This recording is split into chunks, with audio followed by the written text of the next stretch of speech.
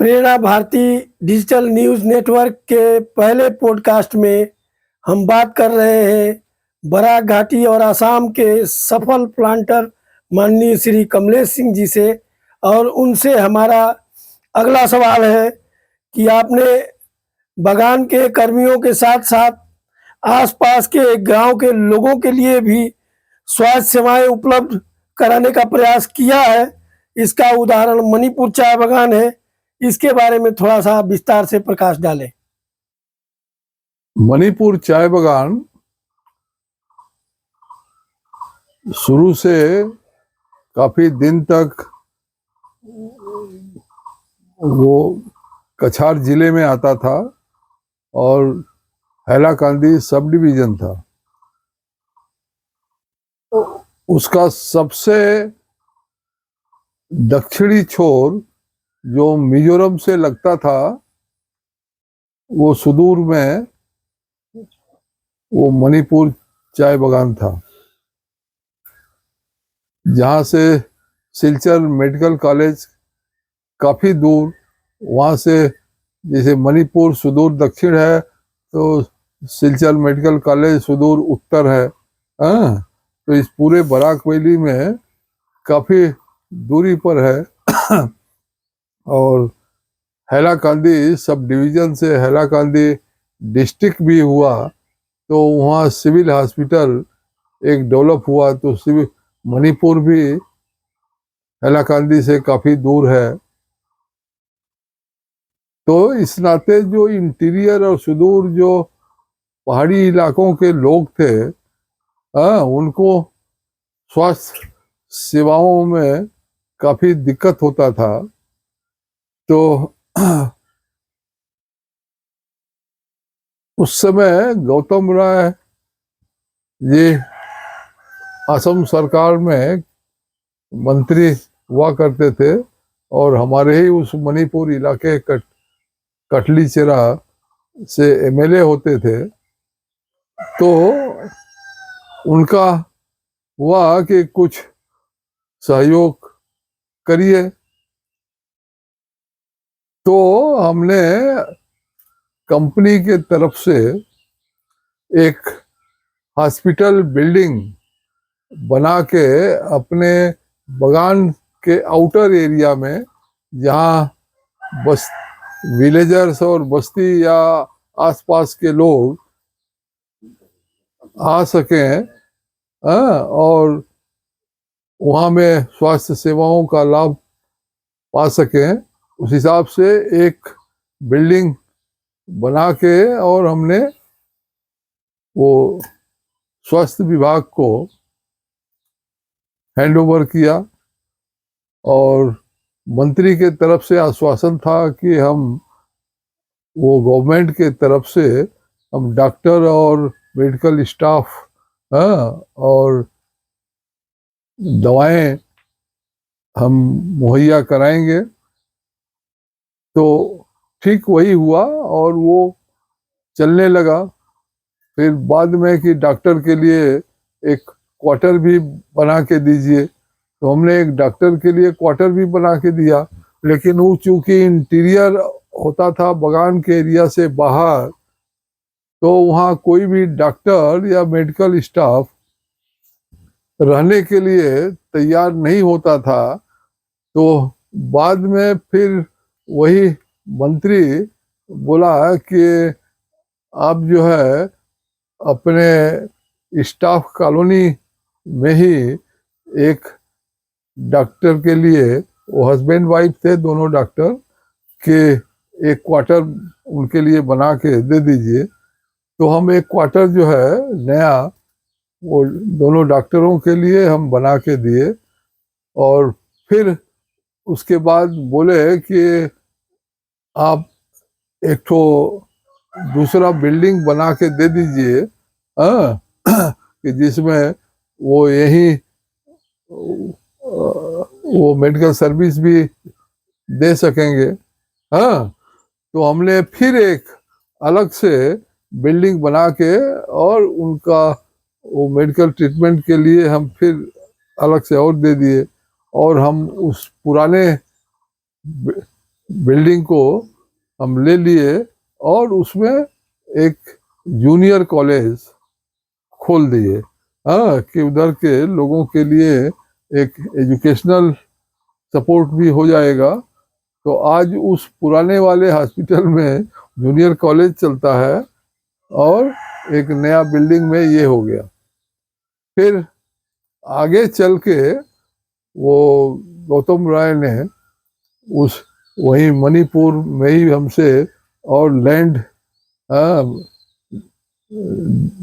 Donate करवा के लिए कि हम एक जो है NRHM से एक यहाँ mini PHC primary health centre, वो PHC तो घालमुड़ा है, लेकिन उसी के अंडर में हम एक यहाँ खुलवा देंगे। तो NRHM से एक नया बिल्डिंग बन गया है जिसमें अभी वर्तमान में ट्रीटमेंट होता है। हाँ, और दोनों डॉक्टर भी अभी वहीं रहते हैं, उनके लिए भी क्वार्टर के लिए हम लैंड दे दिए, तो क्वार्टर भी उनके स्टाफ के लिए भी हो गया। और इस तरह से अभी स्वास्थ्य सेवाओं का काफी अच्छा विस्तार मणिपुर में हो चुका है। विभिन्न सारे योगदानों के साथ शिक्षा में भी आपका योगदान है। बागानों में शिक्षा के लिए प्रयास कर रहे हैं और पूर्वोत्तर में भी आपके द्वारा प्रयास चल रहा है। इतना सारा काम एक साथ कैसे संभव हो पा रहा है? हमको एक चीज बहुत ही बड़ी बात समझ में आ चुकी है कि आपकी अगर कुछ भी करने की इच्छा शक्ति है और आपके पास सपोर्ट और मीन्स आप मुहैया कर सकते हैं, तो आप कुछ भी कर सकते हैं।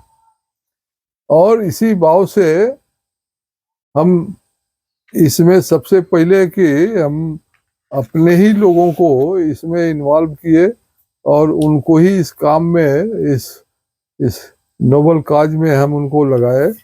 हम अपने बड़े लड़के को वो लगा के और गुवाहाटी में एक हायर एजुकेशन के लिए एक कॉलेज शुरू किए, Asian Institute of Management and Technology, Bhaskar Nagar, R G Barua road, Guwahati. और वहीं से हमारा बड़ा लड़का प्रशांत कुमार सिंह, जो सैनिक स्कूल ग्वालपाड़ा से एजुकेटेड है, सिलचर से भी वो इंजीनियरिंग की डिग्री लिया है और उसके बाद जो है वो MBA भी किया है। ये सब करने के बाद उसको वही कॉलेज का जिम्मा दे के हम असम में कंट्रीब्यूशन करवा रहे हैं। और वहीं से वो नॉर्थ ईस्ट के कई स्टेट्स में, नागालैंड में, मणिपुर में, असम में, मेघालय में और इवन बिहार के पटना में भी स्किल डेवलपमेंट के सेंटर्स चलते हैं और जिससे हजारों यूथ्स को स्किल्ड करके और उनका प्लेसमेंट भी कराया जा रहा है। इससे ये बहुत ही मेजर कंट्रीब्यूशन यूथ्स को मिल रहा है।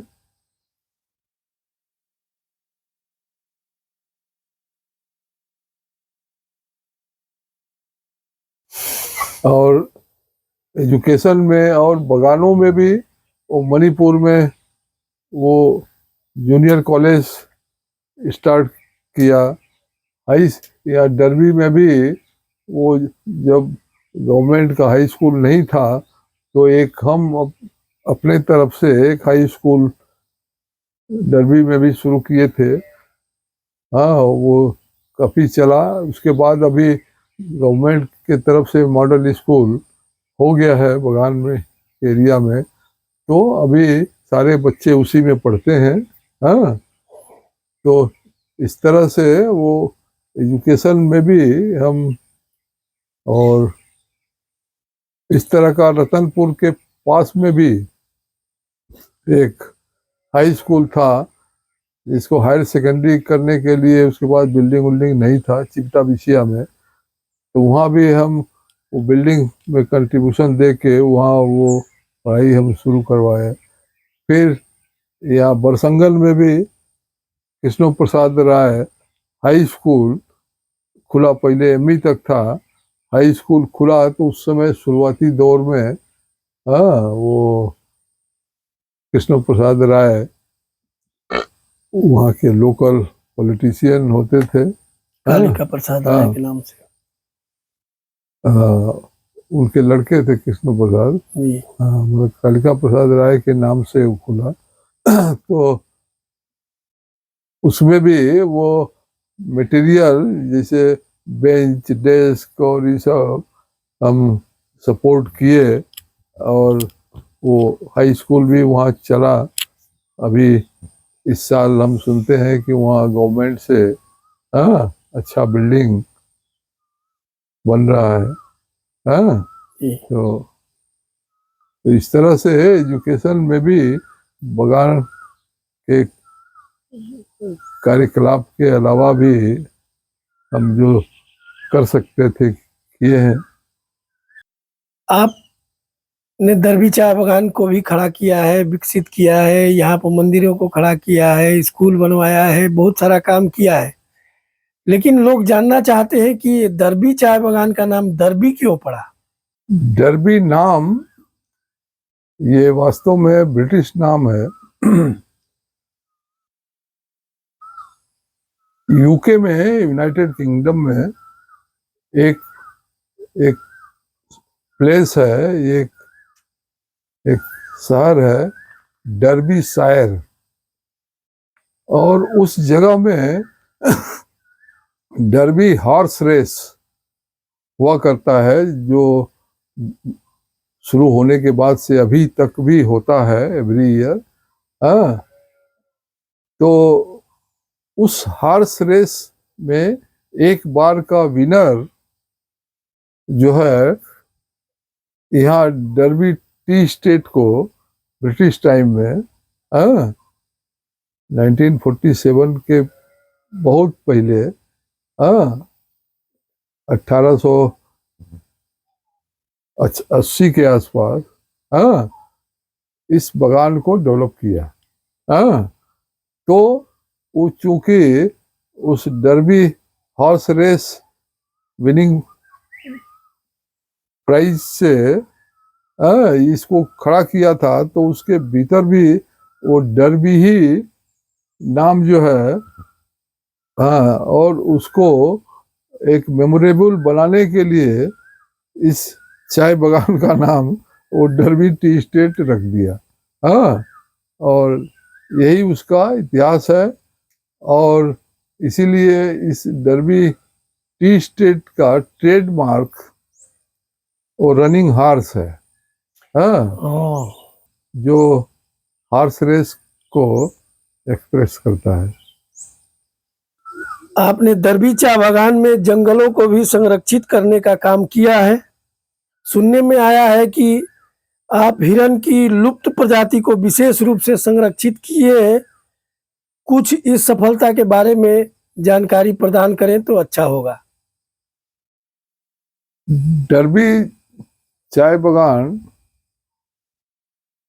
वो शुरू से ही इस वैली का बहुत ही प्रतिष्ठित चाय बगान है, लेकिन बीच में वो मैनेजमेंट की कमजोरी से वो प्राय एबंडन होने की स्थिति में आ गया था, और बहुत ही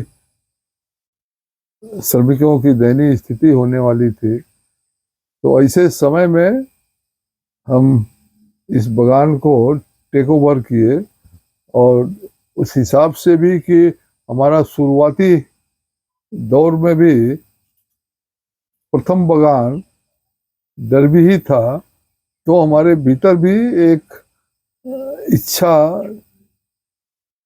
हुई कि हम डर्बी को भी हम विकसित करें। तो उस हिसाब से हम डर्बी को लिए और डर्बी को बहुत ही अच्छी स्थिति में इस जिले के अच्छे से अच्छे बगानों में है। और यहाँ प्रोडक्शन क्वालिटी या जनरल मैनेजमेंट भी लोगों के नज़र में बहुत अच्छा है। और तो उसी संदर्भ में इस बगान को डेवलप करते हुए, जो बगान में एक एग्जिस्टिंग फॉरेस्ट एरिया जो बगान के एरिया में था वो काफ़ी डैमेज हो चुका था, लेकिन लेने के बाद से हम उसको प्रिजर्व किए हैं और जंगल आज बहुत ही अच्छी स्थिति में पहुंच गया है। तो इसमें एक तरह से हम बोल सकते हैं कि चमत्कार हुआ है। ये लुप्त हिरन जो इस एरिया में देखने को नहीं मिलते थे, सुनने को भी नहीं मिलते थे। हाँ, हम जब चाय में आए थे वो 78-80 में, उस समय बगानों में मिलते थे, लेकिन उसके बाद प्रायः जंगल सफा होते गए और बगानों का कंट्रोल नहीं रहा, जिसके चलते प्रायः वाइल्ड लाइफ ही खत्म हो गया, जंगली जानवर देखने को नहीं मिलते थे। लेकिन हम प्रिजर्व किए हैं, तो हमारे इस एरिया में एक हिरन जो है शुरुआत में एक देखा गया, और हमारा बंगलो का एरिया, क्योंकि हमारा प्रिजर्व गार्डन फॉरेस्ट एरिया से लगा हुआ हम रखे हैं, तो वो हिरन वो हमारे बंगले कंपाउंड में भी वो आया और रात में हमारे सिक्योरिटी गार्ड द्वारा वो देखा गया, हमको बताया गया। बहुत मन में खुशी हुआ। कुछ दिन बाद उसने 2 को देखा। हाँ, और अभी करीब करीब 6 की संख्या में वो देखे गए हैं। मतलब उनका प्रोडक्शन जो है, प्रजनन बढ़ रहा है।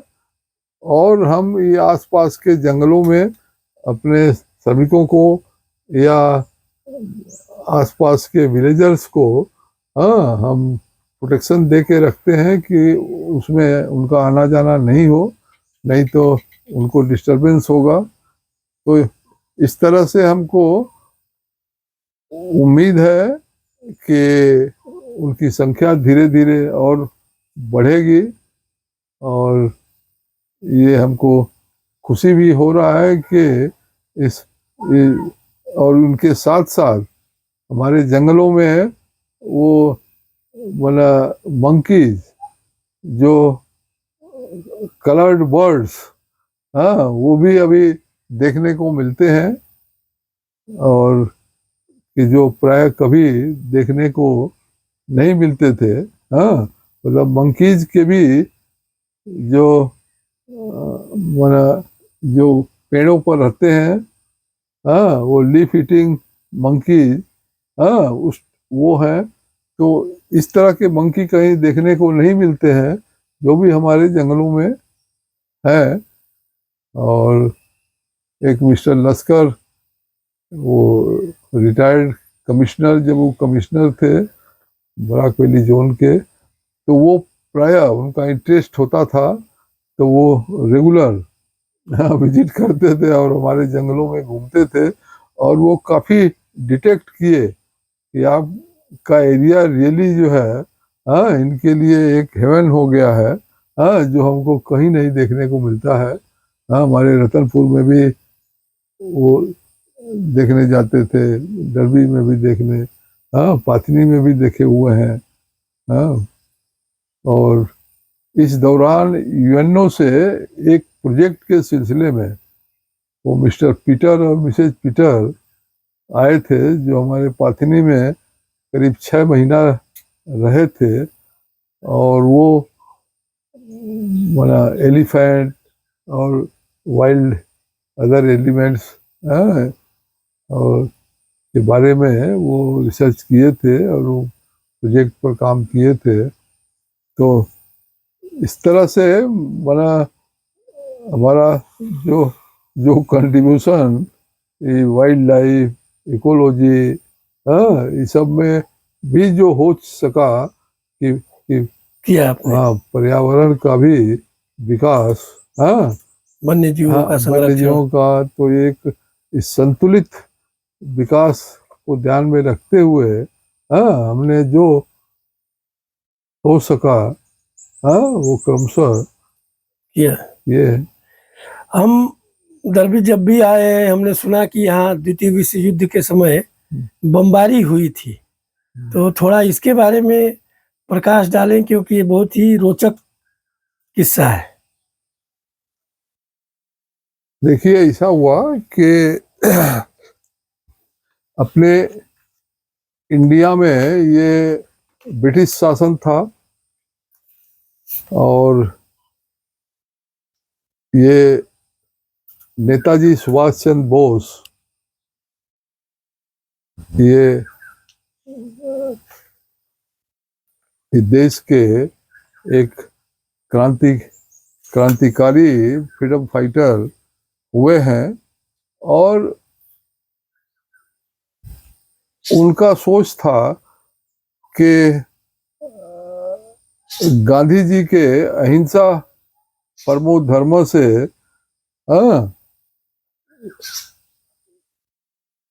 ये आज़ादी नहीं मिलेगी। तो नेताजी का सोच था कि जब तक हम संघर्षशील रूप में नहीं आएंगे इनके सामने, तब तक ये इनके भीतर डर नहीं होगा और ये आज़ादी देने वाले नहीं हैं। तो ये नेताजी और गांधी जी इन दोनों के सोच में आदर्शों में काफ़ी अंतर था, लेकिन नेताजी अपने सोच में वो आगे बढ़े और फिर वो उस बीच अंग्रेज मतलब ब्रिटिश रूलर्स उनको पकड़ने का वो सब अरेस्ट करने का कि उनकी अलग विचारधारा के नाते पीछे पड़ गए। तो वो इस देश से बाहर निकल गए और वो थाईलैंड म्यांमार होते हुए वो बर्मा तक पहुंच गए, अरे वो जापान तक। उस समय वो दुनिया में वो ये जापान और जर्मनी ये सब ब्रिटिश फोर्सेस से अगेंस्ट में लड़ रहे थे। तो इनके अगेंस्ट के नाते ये उन फोर्सेस से जाके वो नेताजी सुभाष चंद्र बोस मिले। और उस समय तक ये माना ये एक सेना जो है हिंद सेना आजाद हिंद फौज बना चुके थे। और उसके लिए विदेशों से बहुत उनको डोनेशन सपोर्ट भी मिला था और अपने वो ऑफिशियल्स भी बना लिए थे। उसी दौरान वो जापान से तो वो नेताजी का वो इंडिया में चढ़ाई करने का जापानी फोर्स के साथ जो है उनका था कि हम वो बर्मा जो भी म्यांमार है बर्मा की तरफ से वो ये मणिपुर इम्फाल के तरफ से हम इंडिया में ढुकेंगे। तो उस हिसाब से वो अटैकिंग प्रोग्राम में जापानीज एयरफोर्स यहाँ दिया कि सिलचर में बम्बार्डमेंट करने का एक प्रोग्राम बनाया। हाँ, ये बहुत रोचक हिस्ट्री है, आप जानिए। हाँ, तो सिलचर में बम्बार्डमेंट को लगा कि यहाँ रेलवे स्टेशन है सिलचर में। हाँ, तो उस सिलचर में उस समय वो लोकोमोटिव स्टीम इंजन होते थे ना ट्रेनों में। जी। हाँ, तो वो ऊपर चलते थे तो भाप से वो धुआं फेंकते थे। तो उसी तरह का वो जब वो बम गिराने के लिए वो जापानीज एयरक्राफ्ट आए तो वो सिलचर और डर्बी में काफी नजदीकी है। तो यहाँ जो फैक्ट्री का जो चिमनी था ना, उस चिमनी से धुआं निकल रहा था। तो वो कंफ्यूज हो गए कि ये वो लोकोमोटिव इंजन का धुआं है ना क्या है, समझ गए ना। तो उसी को देखते हुए उसके पास में ये बगल में टीला के नीचे में वो बम गिरा दिए। वो दिखाएगा हम वहाँ एकदम दब गया है, माटी दलकी हो गया। हाँ, हाँ, तो फिर वो गिरा के दो जगह गिरा है, दो बम, एक वहाँ और एक उधर। हाँ, दोनों जगह पूरा गड्ढा हो गया है, दलकी है वहाँ भी। हाँ, तालाब का रूप है। तो फिर वो चले गए।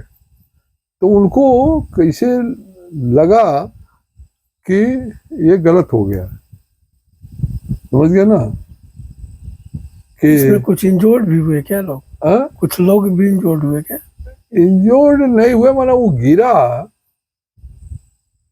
खाली जगह था। खाली जगह था, खाली जगह पर गिरा संजोग से, किसी के घर पर नहीं गिरा। समझ गया ना, घर पर गिरता तो मर ही जाते थे। वो खाली जगह पर गिरा। तो वो गिरा तो इतना जोर का आवाज हुआ, ये सब हुआ, तो एक आसपास में दहशत तो हो ही गया। हाँ, तो बाद में उनको दूसरे दिन मालूम हुआ कि हम लोग रेलवे स्टेशन पर तो नहीं गिरा पाए, गलत जगह गिरा दिए। तो वो दूसरे दिन फिर उनका एयरक्राफ्ट आया और लीफलेट जो है वो यहाँ गिराया। हाँ, कि सॉरी, हाँ, कि गलती हो गया। हाँ,